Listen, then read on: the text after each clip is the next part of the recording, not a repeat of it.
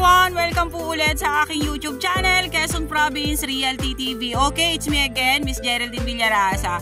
Andito pa rin po ako sa bayan po ng Tagkawayan, Quezon. Meron pa rin po akong ilulocate na isang property. Siya naman po ay 6 na hektarya. Mula po doon sa National Highway hanggang dito po sa aking kinatatayuang to, may layo po siya na nasa 5 kilometers.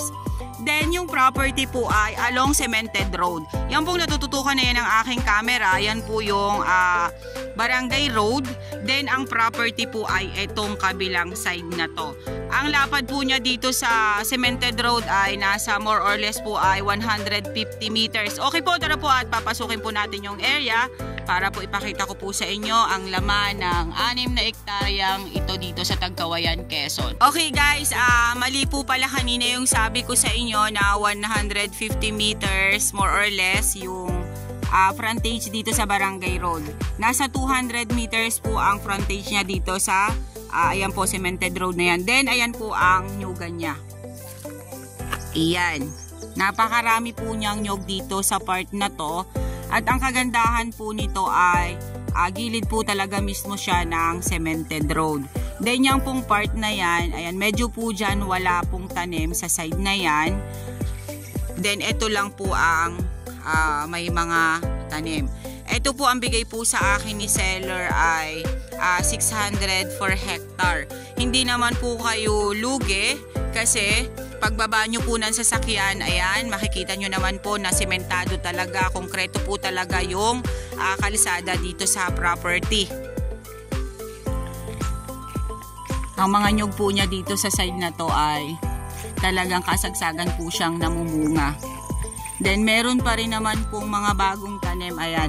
Hindi ko pa po napapasok yung loob, dito lang po muna ako sa may bandang unahan, yung pinakang start po ng property. Dito po ako nag-vlog na una para po makita po ninyo yung mga nyug na yan na naiikutan ng aking camera. Okay po, tara po, doon naman po tayo sa pinakang loob pupunta. Kasama po yung overlooking na yan. Napakaganda po ng view dito sa lugar na to. Ayan po siya, medyo lang po talaga marungis.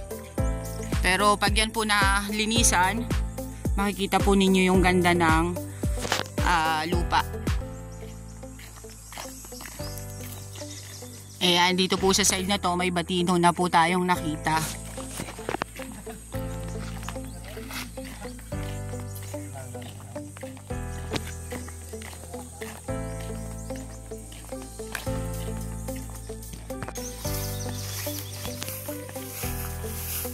Dito po naman sa side na to, medyo po siya umumbok. Then, ito pong nilalakaran ko is flat pa rin.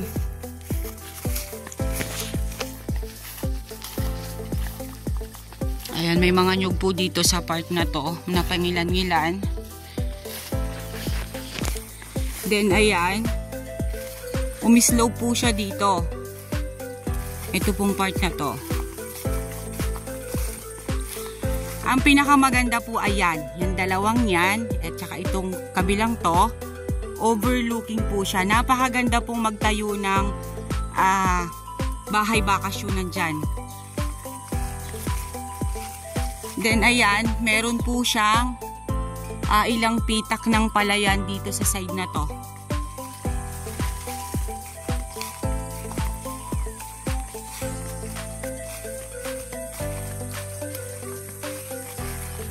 Ayan, meron pa rin po dito, bali po, ilang pitak pa rin po dito sa side na to. Ito, may mga nyug pa rin po siyang pangilan-ngilan na bagong tanim.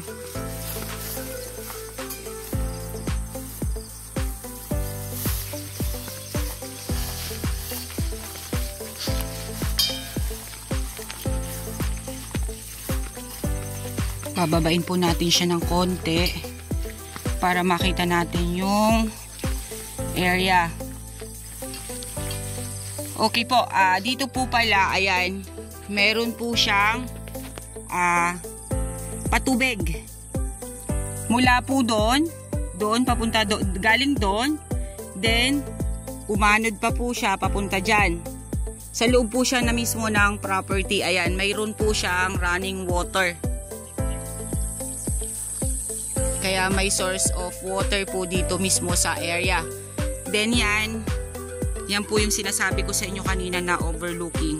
Bali, dalawa po siyang bundok. Dito po naman sa side na to, medyo po siya umumbok. Then, ito pong nilalakaran ko is flat pa rin.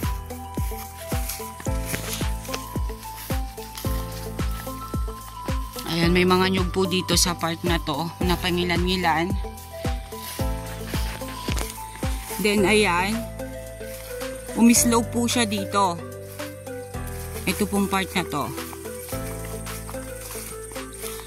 Ang pinakamaganda po ayan, yung dalawang yan, at saka itong kabilang to, overlooking po siya. Napakaganda pong magtayo ng bahay bakasyonan dyan. Then ayan, meron po siyang ilang pitak ng palayan dito sa side na to.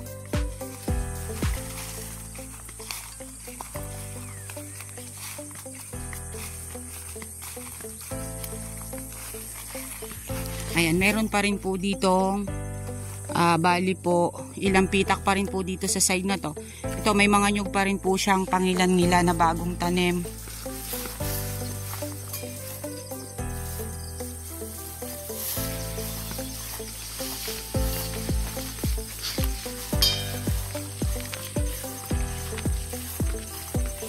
Bababain po natin siya ng konti para makita natin yung area. Okay po, dito po pala, ayan, meron po siyang patubig. Mula po doon papunta doon, galing doon, then umanod pa po siya papunta dyan. Sa loob po siya na mismo ng property, ayan, mayroon po siyang running water. Kaya may source of water po dito mismo sa area. Then yan po yung sinasabi ko sa inyo kanina na overlooking. Bali, dalawa po siyang bundok. Yan, kasama pa rin po yan sa 6 na hektarya. Yan lang pong part na yan ang nyugan. Then dito po sa aking kinatatayuan ang to, wala po talaga siyang tanim kundi yan, mga batino lang po ang nakikita ko. Then mga saging, pangilan-ngilan na saging. Then yan nga po ay palayan, ilang pitak na palayan. Then yan pa rin po yung side ng kalsada. Yan, dyan po ako galing kanina. Lumusong po ako papunta dito sa may palayan. Pero hindi naman po siya ganun katarek.